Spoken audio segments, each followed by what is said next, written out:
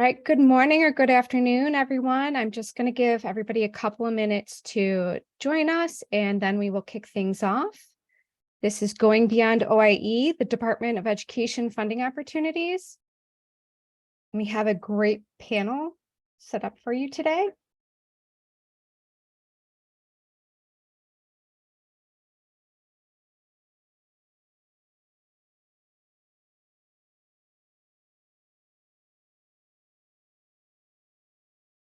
All right, I'm going to give it one more second just to make sure everybody who wants to be in here is joined and connected with audio.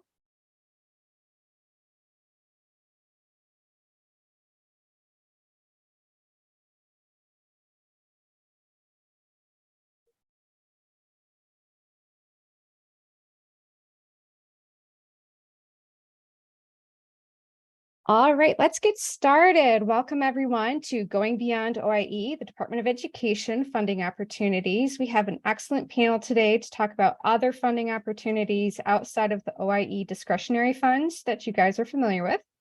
I'm going to turn you over to Andrea Jackson, who will get us started. Actually, first though, I think I have a disclaimer for you. Sorry about that. This presentation was produced under U.S. Department of Education contract number GS00F115CA with Synergy Enterprises Incorporated. The views expressed herein do not necessarily represent the positions or policies of the U.S. Department of Education. No official endorsement by the U.S. Department of Education of any product, commodity, service, or enterprise mentioned herein is intended or should be inferred. And now we're ready to get started.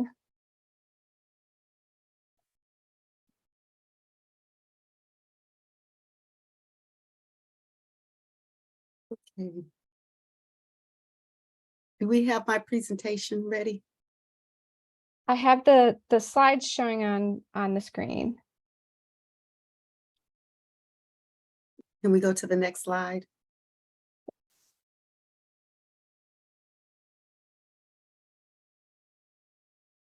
Hello, everyone. We can go back one. Go back one, please. That's okay. They switched it out. Okay, thank you. Hello, everyone. I'm Andrea Jackson, and I serve as a program officer with the 21st Century Community Learning Centers program in the Office of Elementary and Secondary Education. Thank you for allowing me this opportunity to share with you a brief overview of the 21st Century Grant Program. Next slide, please.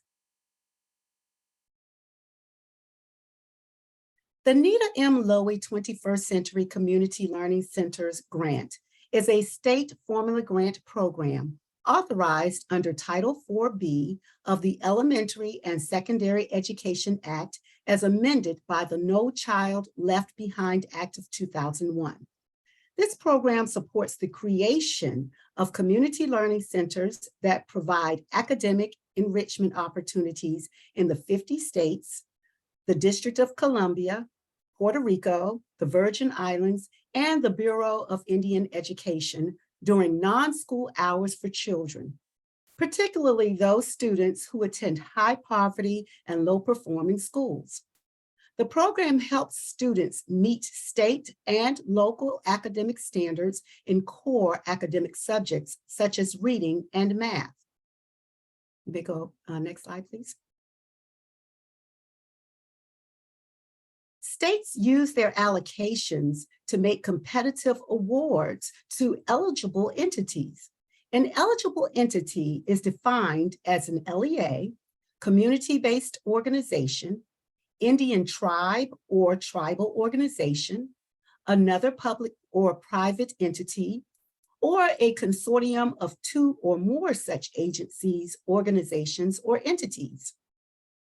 An educational service agency, which is a regional public service, multi-service agency authorized by the state law to develop, manage, and provide services or programs to LEAs, is also an eligible entity. In a similar fashion, charter schools are eligible to apply for 21st century programming as well. Next slide, please. All statutory requirements for the 21st Century Grant Program are cited in Title IV, Part B of the ESEA as amended by the Every Student Succeeds Act, or ESSA. I would like to highlight a few of these requirements. First, state educational agencies must award sub-grant amounts that are a minimum of $50,000. And the SCA must ensure that awards are of sufficient size and scope to support high quality, effective programs throughout the duration of the performance period. The SCA award, must award a 21st CCLC subgrant for not less than 3 years and not more than 5 years. 21st CCLC program funds can support the communities that establish or expand the implementation of existing out-of-school time activities. However, 21st CCLC funds cannot be used to supplant or replace, an existing program that is funded through another source. I repeat, they cannot be used to supplant or replace an existing program that is funded through another source. The SCA provides 1 year of funding at a time and makes a non-competitive continuation award for each subsequent year of the grant cycle. Next slide, please. 21st CCLC offers students a broad array of enrichment activities that can complement their regular academic programs and offers literacy and other educational services to the families of participating children. Activities may include youth development service learning, nutrition and health education, drug and violence prevention, counseling programs, physical fitness and wellness, and technology education, to name a few. Additionally, the program offers families of students served by the community learning centers options for active and meaningful education, including opportunities for literacy and related educational development. Next slide, please. For more information about the 21st CCLC grant program, please visit our website. There you will find links to federal and state level contacts for grants and upcoming events. The site also includes links to federal legislation, regulations, and non-regulatory guidance used to administer and manage the 21st CCLC grants. Next slide, please. Matt, I just wanted to say for everybody in the session that we do have this in our resources section of the platform. So if you're looking for these links, you'll be able to access that. Thank you. Okay, and thank you for your time and attention. Now I'm going to turn it over to Sarah Price. Sarah is the SCA coordinator for the Bureau of Indian Education's 21st CCLC grant program. Please welcome Sarah as she shares the unique highlights of the BIE's 21st CCLC programming. Sarah, take it away. Ms. Shea, good afternoon. My name is Sarah Price. I am a citizen of the Muskogee Nation and daughter of Kacholgi, the Tiger Clan. I serve as an education program specialist and the state coordinator of the 21st Century program, housed within the Division of Performance and Accountability within the Bureau of Indian Education. First and foremost, Mado, thank you for having me. I'm honored to be presenting alongside the Department of Education, and I appreciate this opportunity to speak on behalf of our Bureau of Indian Education. Next slide, please. The BIE requests that we explain our mission, which is to provide our students with a culturally relevant, high-quality education that preps them with the knowledge, skills, and behaviors needed to flourish, become healthy and successful individuals, and lead their communities and sovereign nations to a thriving future that preserves their unique cultural identities. And I think this last part is important because this is what sets us apart, not only as the BIE, but all of Indian education. We have a certain responsibility within our Indigenous education systems to build capacities in such a way that grows our Indigenous students and their unique sovereign communities. This is something that I am always thinking about as a federal employee. I'm here to serve our peoples. Next slide, please. So as a Department of Education grantee, much like the State Department of Education, our 21st Century program is offered solely to Bureau operated and tribally controlled schools. So those of you on the call representing any educational entity other than a BIE school are not actually eligible for the BIE's 21st Century program. However, we wanted to give you a better understanding of our program to support your potential to write for a 21st Century grant in your state.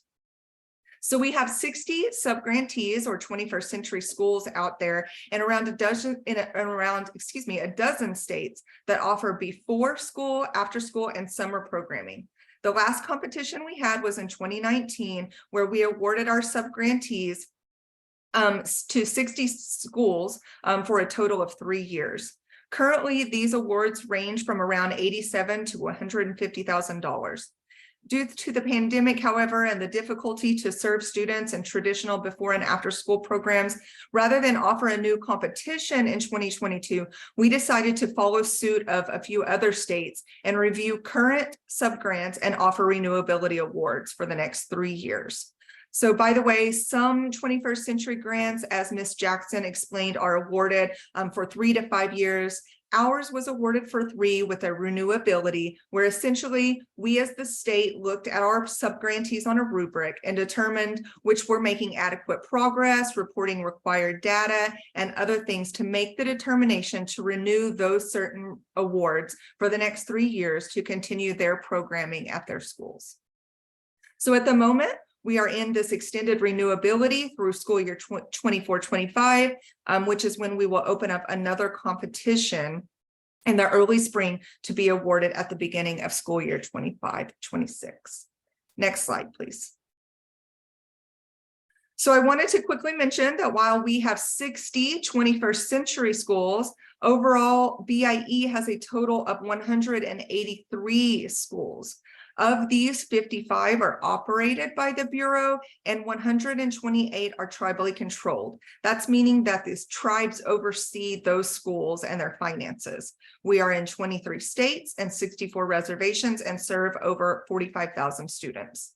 The Bureau also oversees 2 post-secondary colleges, the Southwestern Indian Polytechnic Institute, as well as Haskell Indian Nations University in Lawrence, Kansas.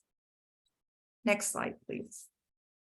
So here's another slide that's just explaining a little bit further. A few of our schools do offer a residential dormitory that houses students on campus. Peripheral dorms also house students who attend public schools in their communities. Next slide, please. I realize now that the heading potentially should have been the BIE's 21st Century funding and purpose, but nevertheless, the 21st Century grants do have the purpose to serve students outside of traditional school hours. And as we spoke about earlier, the subgrants are awarded on a competitive grant application process. Next slide, please. We recently created a few new goals to support state level evaluation of our 21st Century program. So specifically at the school level, the overarching goal is to make sure that our programs are providing opportunities and continually expanding activities for academic enrichment, youth development, and as always, offering those meaningful family engagement activities. We do have performance and program measures under each of these, but I will not go into those. However, on the state side, we're connecting back to our overarching BIE mission here. So for 21st Century, we are prioritizing the utilization of a continuous improvement process that builds school and state level capacities to cultivate our students' cultural and academic achievement.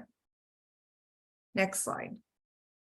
So what are those program activities, you might ask? Well, as was mentioned previously by Ms. Jackson and that and myself, that before and after school and summer school program activities that complement the school day programs are what 21st Century is all about. Next slide, please. So Ms. Jackson noted a few of these allowable activities previously, so I won't go through them all, but I think that it is important that is to say that as far as the BIE goes and supporting our Indigenous students and families, it's important for our schools to hone in on what is needed within their individual communities. Next slide. So I would say that for us, of these activities, these four really play a central role in our BIE schools. Things like family and community engagement. Schools are utilizing tribal nations, their citizens, and their cultural bearers to teach and converse with students. Literacy, culture, language, healthy lifestyle. Again, these are all things that are unique within tribal communities. And our school communities are really the experts in their own schools and communities. So we try to make sure that the autonomy is given to them to provide those non-traditional learning settings that build upon academic knowledge, of course, but also more importantly, build upon the relationships between the tribe, students, educators, and larger school community to support those academic achievements. Next slide, please. So this is what some of that programming looks like in action. These pictures were actually taken from 2 different schools I recently visited in the spring. The vest the principal is holding is made out of duct tape. And so this particular school had an amazing arts and culture program within their 21st Century grant, and they offered 8 different classes to about 150 students during their after-school session. They were doing things like charcoal drawing, paper mache, working with clay, sewing, and making ribbon skirts, many exciting things. Next slide, please. And just very quickly, I thought this was a nice piece. One of the schools, as you see here, was working on ribbon skirts and making vests for their ceremonies. But one of the schools actually started a program by building community and discussing self-worth, as you can see from the positive self-talk poster. And so we all know that there has been a mental health shift and an unbalance, particularly for our youth since the pandemic. So we've been trying to find ways to get them back into balance and find their way amongst their peers. And these sort of activities are a great way to start that conversation and really build community amongst our students and our tribal citizens and the school staff. Next slide, please. So as I close, I just want to provide a couple of important reminders out there to you all as you are building your 21st Century programs and other ancillary programs and grants of your own. It's important to keep building those relationships so that you can expand on those untapped cultural supports like those tribal citizens out in the communities. And remember that creating formal partnerships helps both parties understand their role and what's expected of them. And furthermore, working on these partnerships together really brings about the collaboration and sets it in motion. So we all understand our roles and the best ways to work together. And finally, get on those state education agency listservs so you can know what's going on in a public education level at your state and local levels. Oftentimes there are small grant competitions or those like 21st Century out there that we might not otherwise know about if we do not have those connections at our state agencies. So, just a reminder to reach out to your state education agency for assistance and have your names added to those listservs. So I hope this information was helpful and I appreciate your time. Next slide, please. If you have any questions or would like to get in touch, please do so. Feel free to reach out to me at any time, and my contact information is here on the screen. Next slide. So Meadow, thank you. Hope everyone has a great afternoon, and from here I will turn it over to Mr. Wilson.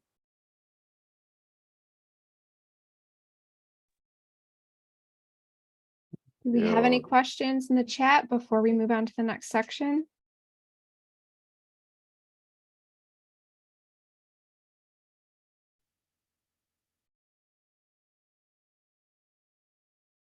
All right, we'll keep moving on. The floor is yours, Rich. Thank you, and good, I guess, morning or afternoon, depending on where you're at. My name is Rich Wilson. I'm the group leader for the Promise Neighborhoods program here at the U.S. Department of Education. Next slide, please. The purpose of the Promise Neighborhoods program is to significantly improve the academic and developmental outcomes of children living in the most distressed communities of the United States.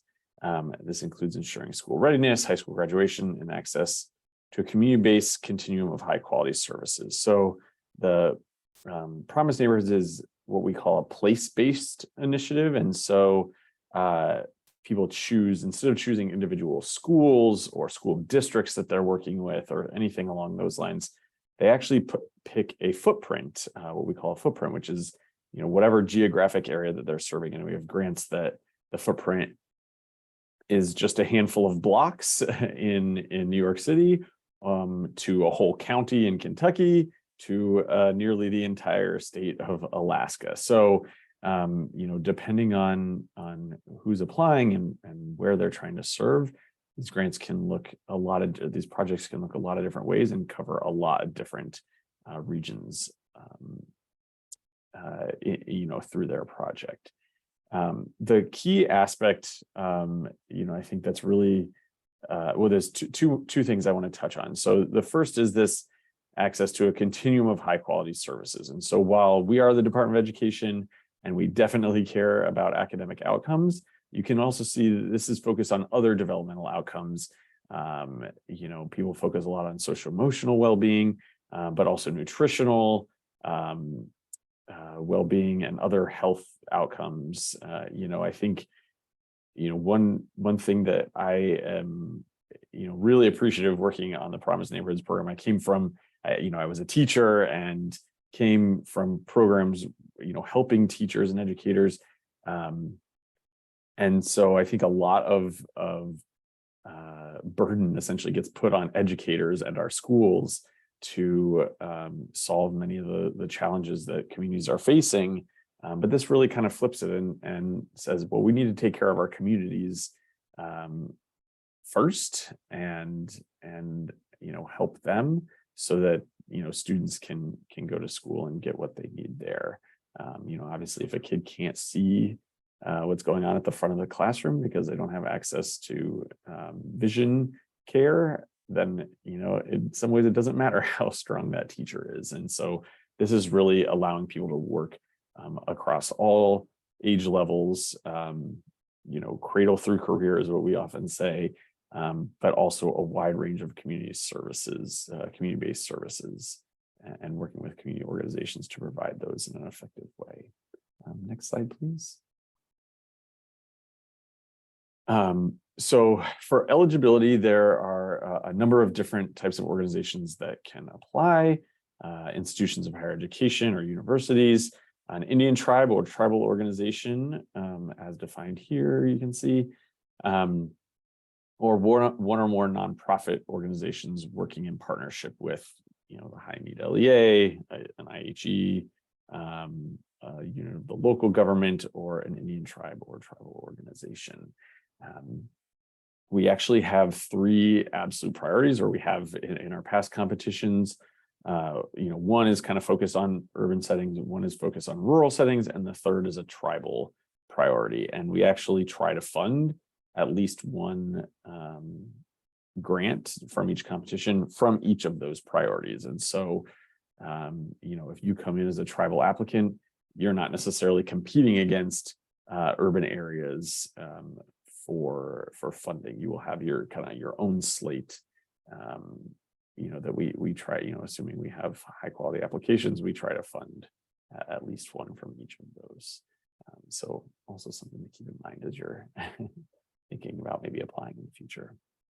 Next slide, please. So I touched on this, we talk about these pipeline services and this sort of continuum of coordinated services for children and families from cradle through career. And so you can see here, we have kind of 5 main areas that can kind of make up that continuum. So early childhood education before they're even in school, focusing on maybe kindergarten readiness, helping to support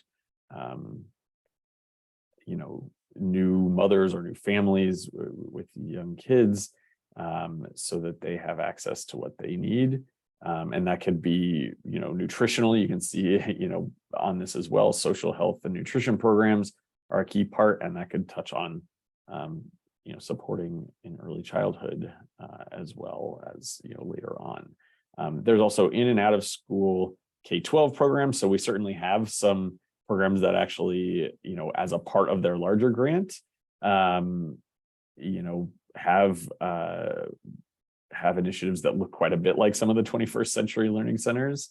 And certainly I think some ways that they sustain some of the work from their province neighborhoods might even be having one of those grants as well.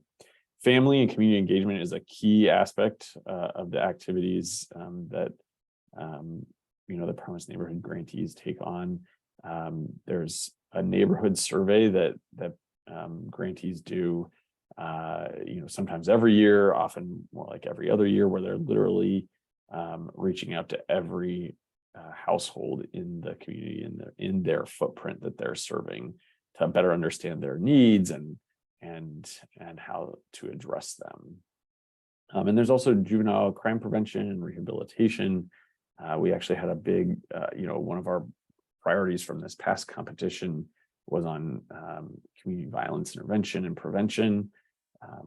And so I know that's a challenge that a lot of places are facing these days, and helping to prevent that in the first place, or to the extent it is, it does happen, focusing on the rehabilitation piece and allowing communities to continue to move forward after things like that happen.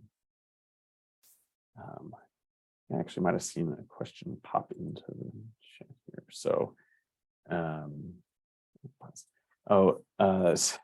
so somebody has said that they have applied 3 times on behalf of their tribe, and it appears large cities and universities receive them. So I'll touch on some of our grantees in the future, but yes, I will say it is a competitive, grant. There are a lot of organizations that have been doing this work for a while, and I think you're certainly not the only one who has applied multiple times. I think one of our grantees from our most recent competition said they had applied, starting clear back when the program started. I think it was 2010 or something like that, and and finally just won now. So I'm sorry I haven't won yet.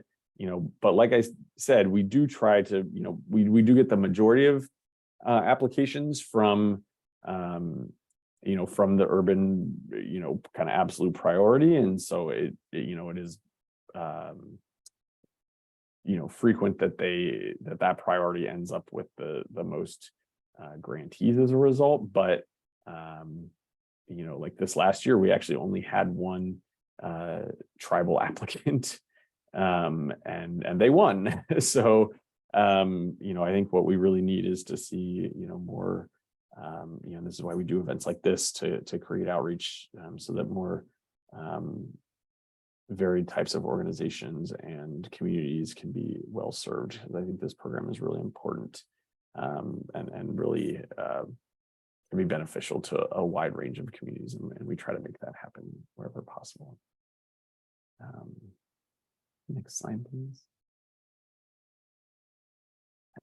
So we're talking about funding availability. So we've, as you can see, we've funded several new grantees in the last couple of years. With this year's funding, while we do have 91 million available, we won't be able to run a new competition because essentially we have to fund the continuation awards for our existing grantees. And since these are 5-year awards, it could be a couple more years before we're able to have a competition. The one thing I will say is that,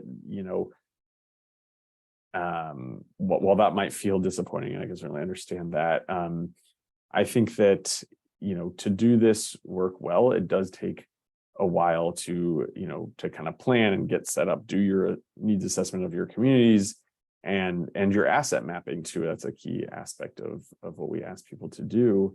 so that they understand, what types of services are already available in their community that they can leverage, that they can connect with, and where some of the gaps are that they might be able to identify, to fund through the grant, and address through the grant, or expand on some of the assets they currently have, and maybe they can't reach as many people as they would like to be able to, and can expand that through our grant funding. So, I think people often say this work takes about 10 years to kind of fully get running. Our grant only lasts 5 years.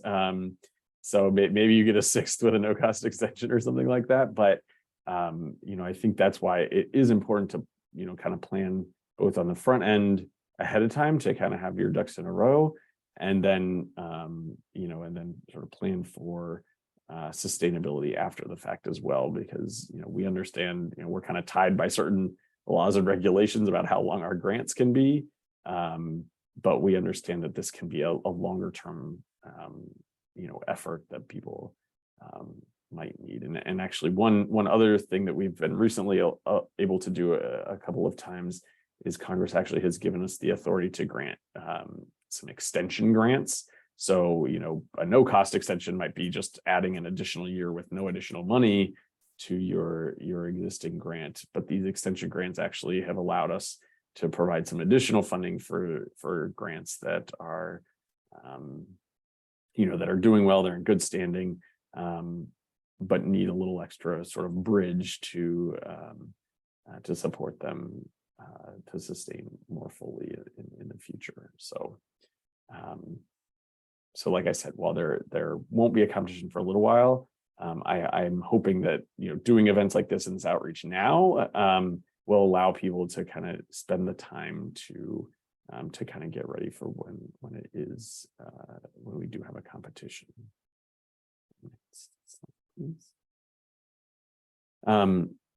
So I mentioned these are just from the last handful of years and doesn't go clear back to 2010. So we just awarded the Yurok tribe. I believe that one was in 2021, and the Kooyna Bay Indian community was just this past year. The other two are from a couple more years ago, but we do have some examples, and we put their narratives on our website so that you can find what a successful tribal applicant can look like, and and potentially use that to form your own applications in the future. You can see the other ones as well, but I think sometimes it's helpful to understand what the communities that might look a little bit more like yours, and what they have been able to do. If you're interested in getting in touch with any of these people, I'm sure they would be more than happy to share some of their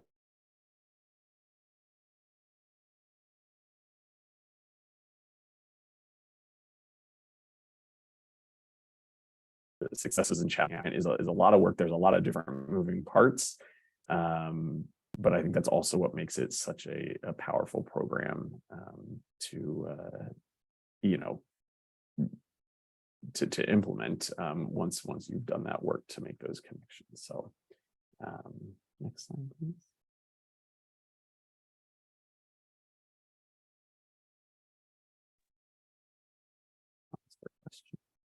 My teacher wait time. We have a question in the chat. Were the 3 other tribes categorized as promised neighborhood?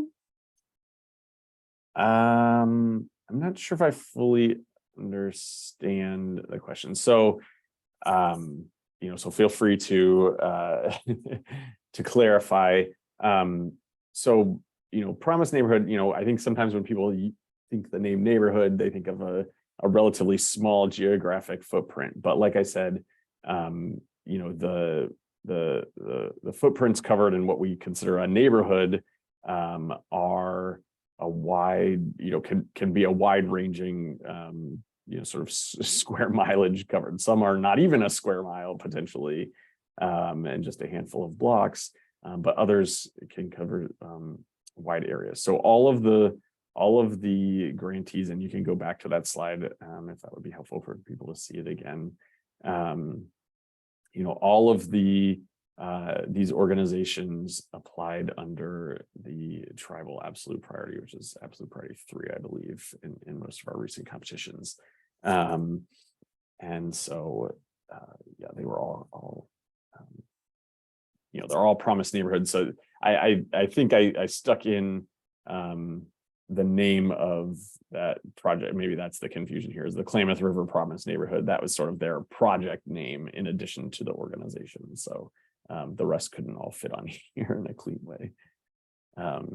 There's also, so there's opportunity zones, there's promise zones. I think the promise zones is through housing and urban development, and those tend to be focused on urban areas.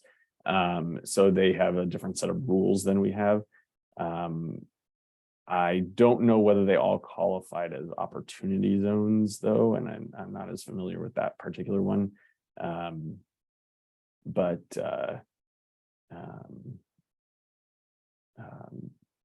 yeah, they all, for our purposes, for our program, are all eligible to be counted as a promised neighborhood, which is a little bit of a different designation. I think when promise zones were originally created, there was more of a link, and often organizations that had that designation received extra points, things along those lines. That hasn't happened in a while, so it's a little bit of a separate thing now. See, there's another question.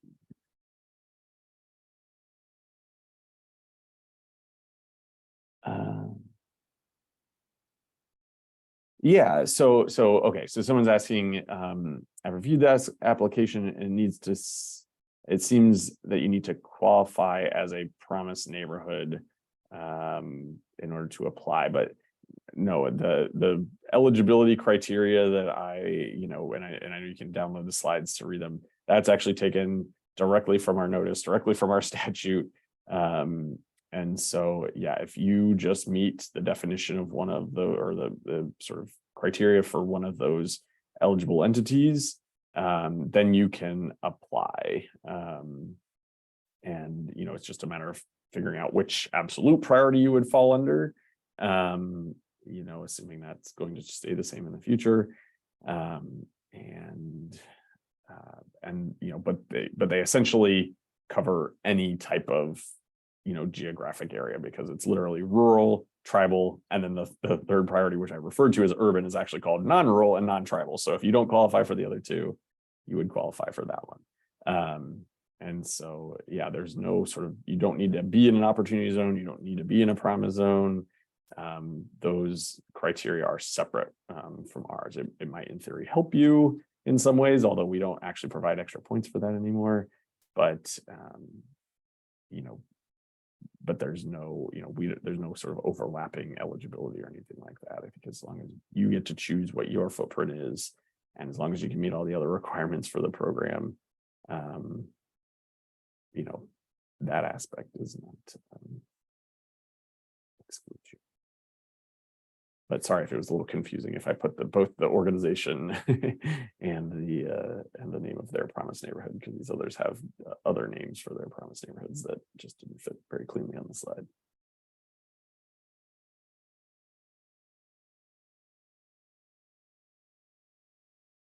Does anyone have any other questions about any of these opportunities? Any questions for any of our presenters today?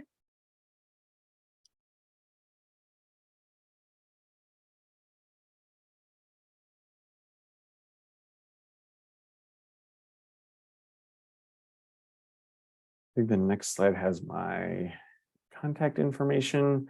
And like I said, please feel free to reach out. I know we don't have a competition upcoming, but I think it's really helpful to,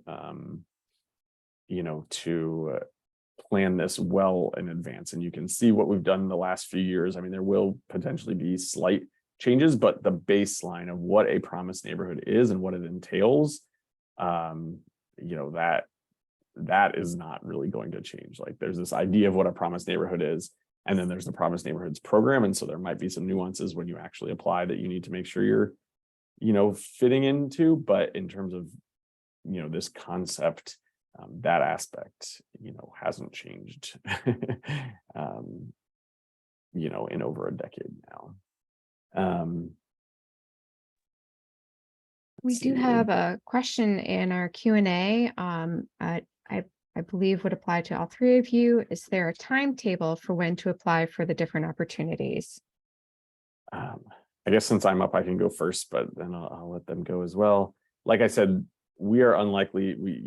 Our future competitions are totally dependent on when we receive, how much money,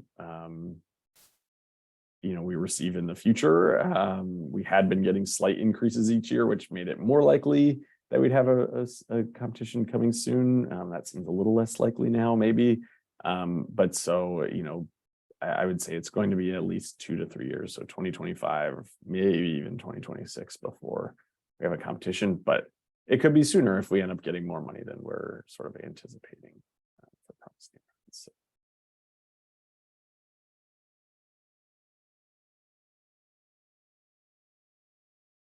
Okay, I guess I'll address the question in representation of the 21st Century Program.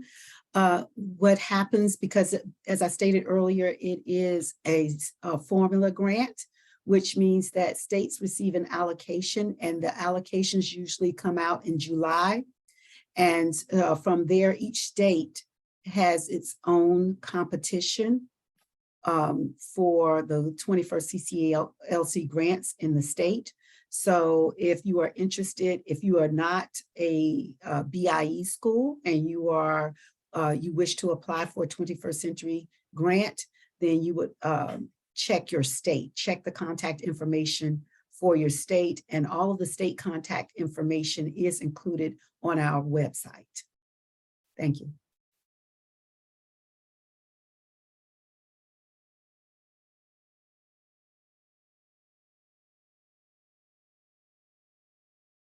Yes, and for all BIE schools, we are currently on a renewability period through school year 24-25. So our next grant competition will be open in the spring of 2025 for 3-year funding period beginning in school year 25-26. But again, those are BIE schools only. So again, I would suggest reaching out to that state education agency for more information on their 21st Century grants and contacts.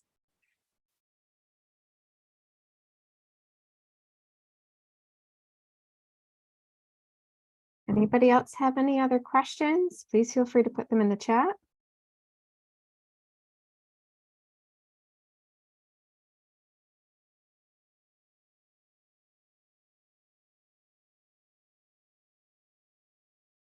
While you think of additional questions, coming up next, we do have a final networking session. Both types of networking will be available to you, the matchmaking and the roundtables.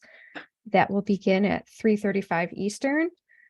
So in about just over a half hour.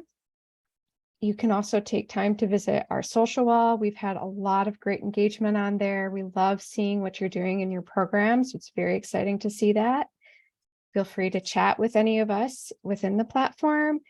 And all of the files for all of these presentations, including this one that you're in today, are available in the resource library, and you can add that to your swag bag and send it to yourself to refer to later. You can send it to your team members if you want to. Everything is right there and easy to access. And as always, if you have any questions, you can reach the OIE TA team at oie@sceiservices.com.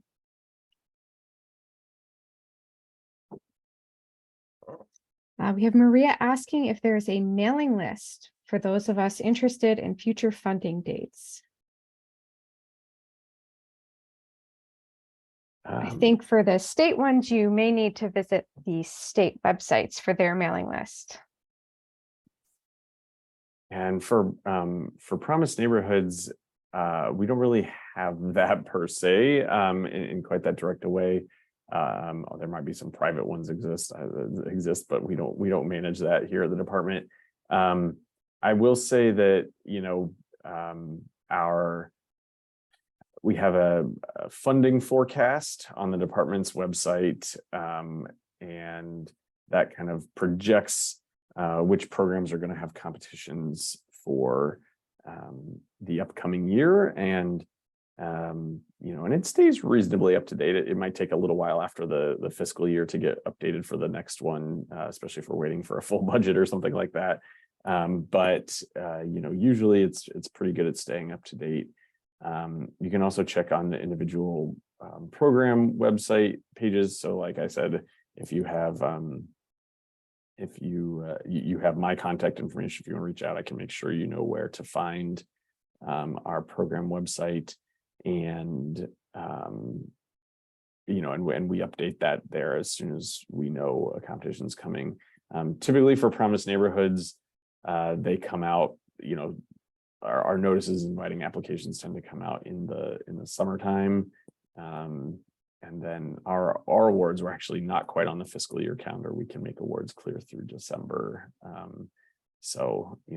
But it usually takes about that long, unfortunately, to go through the process.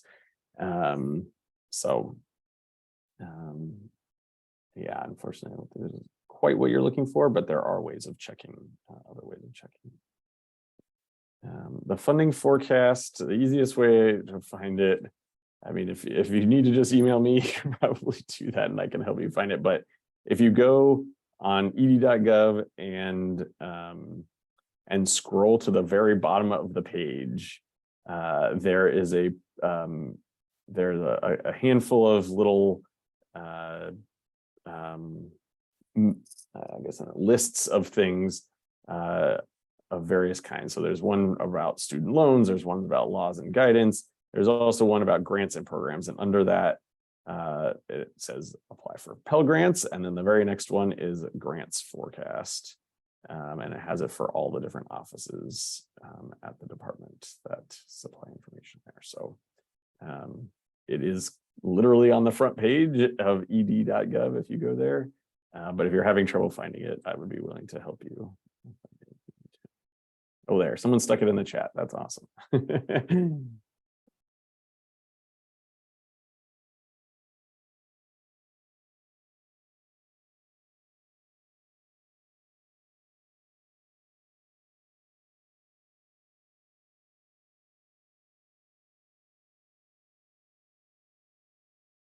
If no one else has any questions, we'll go ahead and let you go and take a quick break before our networking sessions start. Thank you so much for joining us today, and we will see you in about 30 minutes.